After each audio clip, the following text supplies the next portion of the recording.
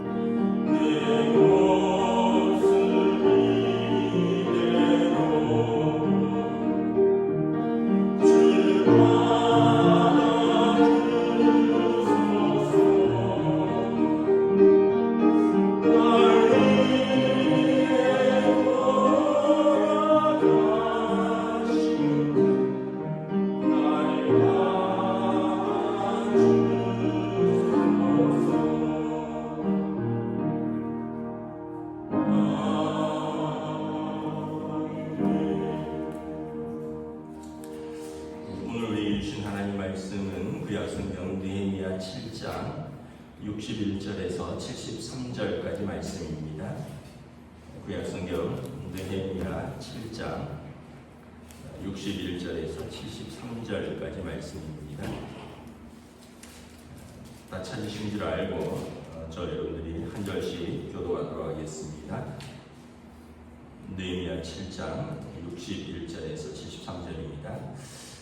델멜라와 델하르사와 굴갓돈과 임멜로부터 올라온 자가 있으니 그들의 종족이나 계보가 이스라엘에 속하였는지는 증거할 수 없으니 그들은 들라야 자손과 고비야 자손과 느고다 자손이라 모두가 642명이요 제사장 중에는 코비야 자손과 학고스 자손과 바르실레 자손이니 바르실레는 길앗 사람 바르실레의 딸 중에 하나로 아내를 삼고 바르실레의 이름으로 불린 자라. 이 사람들은 계보 중에서 자기 이름을 찾아도 찾지 못하였으므로 그들을 부정하게 여겨 제사장의 직분을 행하지 못하게 하고 총독이 그들에게 명령하여 우림과 둠밈을 가진 제사장이 일어나기 전에는 지성물을 먹지 말라 하였느니라.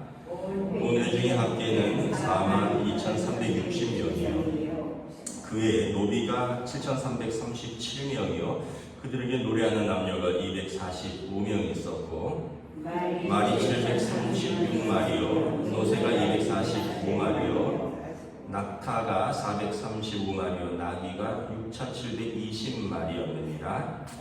어떤 목사들은 역사를 위하여 보조하였고 총독은 금 1,000드라크마와 대접 50과 제사장의 의복 530거를 보물 곳간에 드렸고 또 어떤 족장들은 금 2만 드라크마와 은 2,200마네를 역사 곳간에 드렸고 나머지 백성은 금 2만 드라크마와 은 2,000마네와 제사장의 의복 67거를 드렸느니라. 함께 읽습니다. 이와 같이 제사장들과 레위 사람들과 문지기들과 노래하는 자들과 백성 몇 명과 느비님 사람들과 온 이스라엘 자손이 다 자기들의 성읍에 거주하였느니라. 아멘. 할렐루야. 오늘도 또 우리에게 새날을 주셨습니다. 하나님께서 은혜와 평강으로 함께해 주시기를 축복합니다. 광고 하나 드릴게요. 이제 추석 연휴가 시작되는데 월화수는 우리 새벽 기도를 가정 예배에서 또는 개인 기도로 대체합니다. 그러니까 월화수는 새벽 기도가 교회에서 없습니다. 참고하시기 바랍니다. 이제 느헤미야 7장에 보면 이제 그 1차 귀환이 있었고 2차 귀환이 있었고 3차 귀환이 있었는데 이 사람들을 느헤미야가 총독으로 있으면서 이제 다 등록을 하라고 하죠. 그래서 5절에 보면 그 계보대로 다 등록을 합니다. 그래서 12지파를 이렇게 조상들을 찾아서 사실은 70년의 공백이 있었으니까 뭐 한 두세대 정도를 거슬러 올라가면 찾을 수 있겠죠. 뭐 할아버지가 누구였는지 정도면 이제 어느 지파가 나올 겁니다. 그래서 어제 이제 그 이제 12지파를 쭉 등록하는 것을 볼 수 있고요. 오늘은 포로지에서 올라왔는데 바벨론에서 올라왔는데 정확히 이스라엘에 속하였는지 알 수 없는 사람들이 있었다는 거예요. 그러니까 아버지나 할아버지가 이스라엘 사람이었는지 알 수 없었다는 거죠. 그 이름을 찾아보니까 어떤 사람들이냐 쉽게 얘기하면 엄마가 유대인인데 아버지나 할아버지는 유대인이 아니었다는 거죠. 다시 말하면 이제 전쟁 때는 여인들이 수치를 당합니다. 또 원치 않게 또 이방 사람들과 결혼을 하게 되고 자녀를 낳게 되는데 이 사람들을 어떻게 할 것인가 오늘 본문에 보면 다 받아들입니다. 단지 64절에 이 사람들은 제사장의 직분은 행하지 못하지만 엄마가 레위 쪽 계보에서 레위 지파 사람이 있긴 하지만 아버지 쪽이 이방인이기 때문에 제사장의 직분은 행하지 못하게 하지만 이스라엘 사람들로 받아들이고 그리고 등록을 시킵니다. 이제 관용 정책을 쓰는 거죠.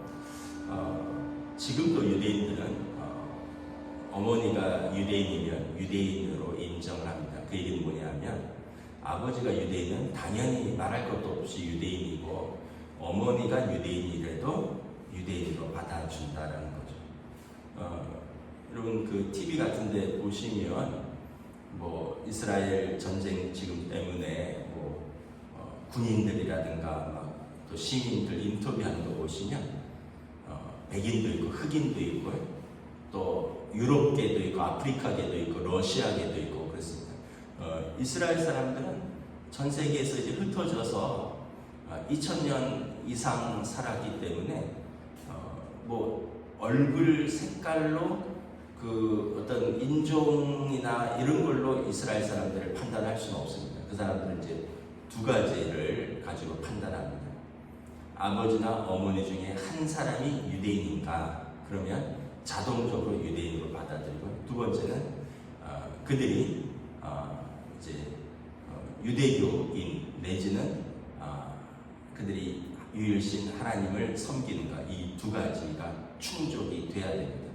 그래서 이 두 가지가 충족이 되는 것은 어렵지 않죠. 왜냐하면 유대인들은 어디를 흩어져 살든지 그들이 이제 거의 다 안식일을 지키고 하나님을 경외하는 사람이고, 물론 이제 일부 5% 정도는 그리스도인들이 있다 그랬죠.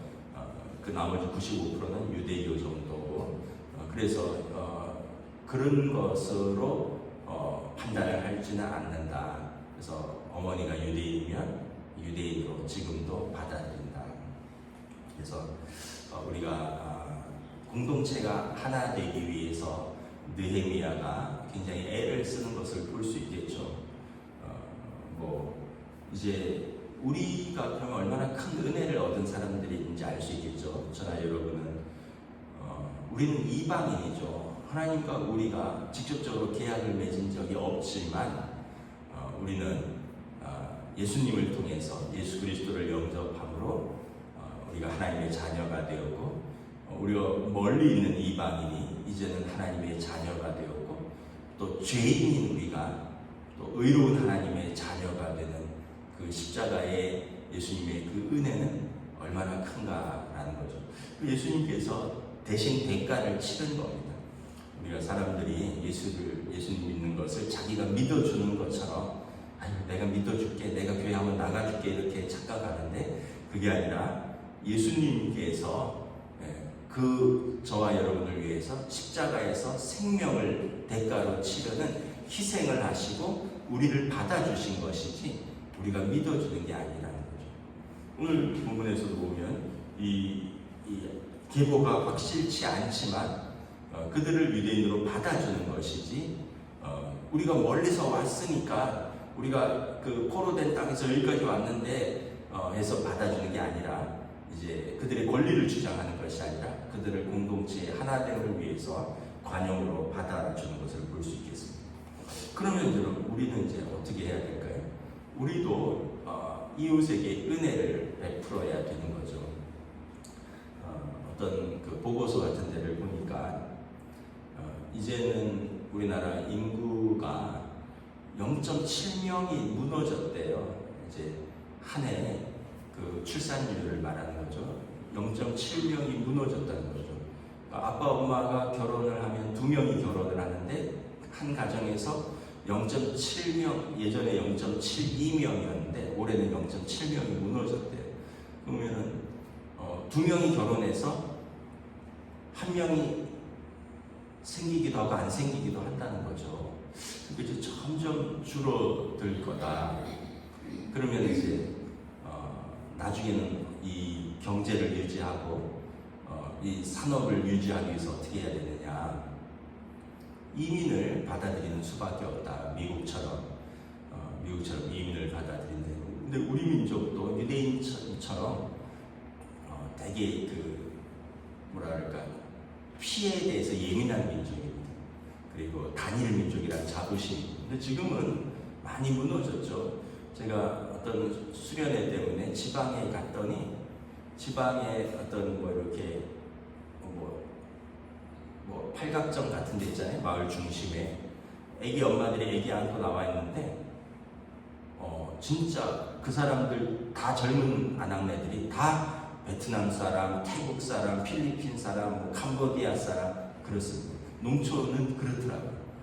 젊은 여인들, 젊은 아이, 결혼해서 낳은 아이들, 물론 그분들만 거기에서 모여서 낮에 놀았는지는 잘 모르겠는데 시골은 그렇습니다. 여러분 식당 가보세요. 시골에 뭐 어디 외국인 젊은이들이 와서 서빙하고 있고요. 어제 뉴스 보니까 배 타는데 어부들이 원양어선 하는데 젊은 사람들이 안 탈라 그러는데요.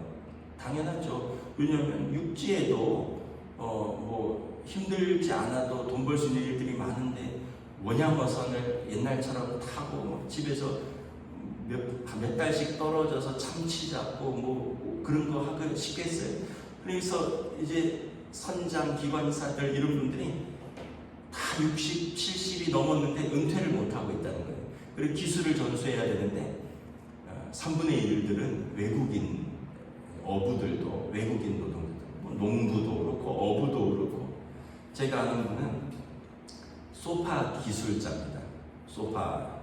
그런데 그 가죽 그걸 염색하고 또 가죽을 다루고 이런 일들이 냄새 나고 또 힘들잖아요. 그래서 그 공장을 아직까지는 운영을 하는데 한국인 기술자들이 이제 그 70대들이라는 거예요. 60대 후반 70대. 이 한국인 기술자들이 없으면 이제 젊은 사람들에게 기술이 끝난다는 거예요. 그래서 외국 사람들, 뭐 네팔, 뭐 이런 외국인 노동자들이 와서 그 사람들은 너무 좋다는 거예요. 먹여주고 재워주고 그리고 한 달에 그 시간당 10,000원씩은 쳐주잖아요. 그러니까 뭐 250만 원씩, 뭐 300만 원씩 받으면 자기네 고국으로 돈을 보내는데 집을 3채씩 산다는 거예요. 한 1년만 모으면 그 사람들에게는 꿈의 나라고 우리나라 사람들은 그거 해도 10,000원, 카페에서 커피 서빙해도 10,000원, 그거 왜 하느냐 뭐 이런 게. 그래서 이제 우리나라도 이제 좀 마음을 열고 받아들여야 되는데 우리들 마음에 무시하는 사람들이 있잖아요. 조선족 말투 쓰고 북한 말투 쓰고 어떤 또 뭐 외국인들 보면 되게 무시하잖아요. 여러분 그거 아셔야 돼요. 하나님은 약한 자의 편이십니다. 이집트에 있을 때 종되었던 이스라엘 편이셨어요. 하나님은 약한 자들을 특별히 긍휼히 여기십니다. 고아, 과부, 나그네. 우리가 약한 자들을 무시하고 괴롭히면 하나님께서 우리를 심판하실 것입니다. 그러니까 절대 우리는 내가 힘이 있다고 나보다 약한 사람들, 내 밑에 종업원들, 또 외국인들, 우리보다 약한 사람들을 우리가 그들을 우대하면 하나님께서도 우리를 우대하실 것이요, 우리가 그 사람들을 무시하면 하나님께서도 우리를 무시할 것입니다. 마태복음 25장에 소자를 섬긴 자를 하나님 주님께서 내가 나를 섬겼노라 하고 천국에서 영접하실 것이고, 소자를 무시하면 내가 나를 무시하였노라라고 천국에서 모른 척 하실 것이다. 마태복음 25장에서 분명히 말씀하고 있죠. 그래서 오늘 말씀처럼 여러분 연약한 자들, 근본 없는 자들, 공동체가 하나됨을 위해서 관용을 베풀고, 우리는 이방인들, 죄인을 하나님께서 관용을 베풀어서 하나님의 자녀 삼아 주셨듯이 여러분 우리 주변에 있는 사람들을 은혜의 눈길로 그리고 은혜의 손길로 함께 살아가는 것이 사람 사는 세상이다. 그래서 사람 무시하는 사람은 하나님께서 무시하신다는 것만 확실하게 아시면 되겠습니다. 그리고 이제 66절부터 쭉 보면 이제 말도 있고 또 뭐 금도 있고 은도 있고 의복도 있고 공동체가 필요한 것들이 많이 있어요. 이거를 그들이 공동체를 위해서 기꺼이 기쁨으로 드립니다. 보시면 70절에 어떤 족장들은 역사를 위해서 보조하였고 재정적으로 그들이 봉헌했다는 거예요. 총독은 금 1,000 드라크마와 대접 50, 제사장은 의복 530벌을 보면 느헤미야부터 기꺼이 또 어떤 족장들은 금 2만 드라크마와 은 2,200만회를 목간에 드렸고 그 나머지 백성들은 합쳐서 금 2만 드라크와 은 2,000만회 제사장의 의복 67벌을 드렸느니라. 여러분 우리가 하나님께서 우리를 위해서도 쓰도록 우리에게 주셨지만 또 하나님을 섬기고 또 공동체를 위해서 사용된 것은 제가 한번 말씀드린다시피 결코 헛되지 않고 없어지는 게 아니라 하나님 나라 내 계좌에 차곡차곡 쌓인다라고 생각하면 우리가 기쁘게 또 섬길 수 있을 거예요. 이 땅에서는 부자인데 하나님 나라 가서 가난한 사람이 있고요. 이 땅에서는 가난했지만 하나님 나라에서 부자가 있습니다. 왜냐하면 이곳에서 우리가 작지만 최선을 다해서 우리가 믿음으로 섬기고 사랑으로 섬기고 또 수고했던 것들이 하나님 나라에 차곡차곡 쌓인다 이런 마음으로 우리가 섬기는 거죠. 우리 교회도 이렇게 작은 교회지만 쭉 돌아보면 제가 이렇게 교회를 가끔 돌아보면 다 기억이 나요. 제가 2009년에 이제 우리 교회에 와서 이제 만 15년이 넘었잖아요. 근데 쭉 보면 저거는 누가 헌물을 하셨구나. 저거는 누가 헌물을 하셨구나. 그때 어떤 사정으로 어떤 교인이 또 어떤 교인의 아들이 어떤 분이 저거를 다 기억이 나요. 하나하나 책상 하나 의자 하나 뭐 심지어 바닥에 아스팔트 깐 것까지 그리고 목사도 다 기억이 나는데 하나님께서 기억하시지 않으시겠느냐. 그래서 우리가 하나님 나라를 위해서 수고하는 것, 또 공동체를 위해서 수고하는 것, 사람도 기억하고 사람은 물론 잊어버릴 수도 있고 그리고 또 기억 못할 수도 있습니다. 그러나 하나님은 다 기억하시고 하나님께서 다 은혜로 갚아주실 것을 믿고 여러분 기쁨으로 자원하는 마음으로 감사함으로 하나님 앞에서 사람 앞에서 섬기고 또 헌신하면 하나님께서 또 더 감당할 수 있도록 채워주시고 또 은혜로 갚아주실 줄 믿습니다. 오늘 느헤미야와 이 공동체가 아주 아름답게 이렇게 사람들도 관용으로 그리고 서로 섬기고 서로 이렇게 헌신함으로 무너졌던 성벽만 세운 것이 아니라 무너졌던 공동체도 아름답게 세워가는 것을 봅니다. 추석 연휴인데 가족들끼리 또 여러분 아름다운 교제 또 안식 또 즐겁고 복된 시간들이 되시기를 우리 주님의 이름으로 축복합니다. 기도하겠습니다. 하나님 은혜를 감사합니다. 오늘 느헤미야와 또 그의 방백들이 백성들이 참으로 포로지에서 올라왔지만 그 아버지를 알 수 없어 그들의 종족이나 계보가 어디 속해 있는지 알 수 없는 그들을 다시 말하면 그들의 할머니, 어머니가 유대인이었던 그들의 자녀들을 유대 공동체로 받아주는 것을 바라봅니다. 그리고 총독부터 모든 방백들, 지도자들 또 나아가서 모든 백성들이 자기가 감당할 수 있는 부분의 재정을 감당하여 또 공동체를 세우고 또 성전을 섬길 수 있도록 다시 제사장들을 세우는 것을 바라보며 참으로 성벽과 성전만 외형만 건축되는 것이 아니라 그 내면까지 그 공동체들의 공동체성과 그리고 그들의 무너진 마음까지 아름답게 세우는 것을 바라보며 하나님께서 기뻐하시는 공동체로 세워지는 것을 다시 한번 바라봅니다. 우리들의 삶에서도 이러한 은혜를 허락하여 주시옵소서. 우리들의 믿음과 우리들의 사랑의 수고와 헌신이 결코 헛되지 않음을 믿고 하나님을 섬기며 하나님을 경외하며 또 우리에게 주신 사람들을 사랑하고 공동체를 섬긴 우리들을 성령님 또 오늘도 은혜 가운데로 풍성하게 인도하여 주시옵소서. 추석 명절을 맞이하여 또 원근 각처로 고향 친척을 또 찾아서 떠나는 우리 성도들 그 가족들이 있습니다.